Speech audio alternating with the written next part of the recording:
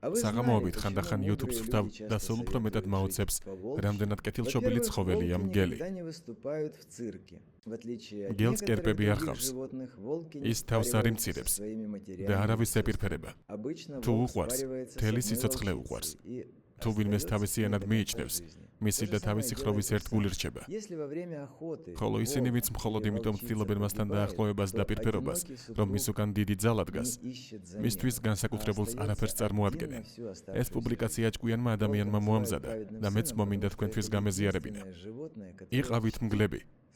არავის მისცეთ უფლება მოგატყუოთ და გამციროთ, ან ისე მოგექცეთ თითქოს მის წინაშე რაღაც ვალდებულება გქონდეთ. პატივი ეცით საკუთარ თავს. ერთგული იყავით მათი, ვინც გიყვართ, ნუ დაიხრებით მათ წინაშე, ვისაც დღეს ძალა უფლება ან ძალა აქვს. ქართველები ამაყი ხალხი ვართ და ეს ყოველთვის გახსოვდეთ. იცით რატომ ურჩევენ ბრძენი ადამიანები ხშირად სხვებს მგლებივით იცხოვრონ? პირველ რიგში მგლები არასოდეს გამოდიან ცირკში. ზოგიერთი სხვა ცხოველებისგან განსხვავებით მგლები არ წყვილდებიან საკუთარ დედებთან ან დებთან. ჩვეულებრივ მგელი ერთ მგელს ირჩევს მეწყვილედ და მასთან სიცოცხლის ბოლომდე რჩება. ასევე იქცევა მდედრიც.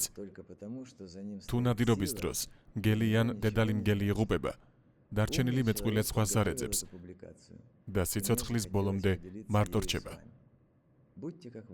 მგელს ღირსეულ შვილადაც მოიხსენიებენ, რადგან ის პატივსცემს თავის მშობლებს და ზრუნავს მათზე. როდესაც მშობლები ბერდებიან და უკვე აღარ ნადირობენ, ისინი ბუნაგში რჩებიან. ახალგაზრდა მგლები კი საკვებს ეძებენ და მათთან მიაქვთ.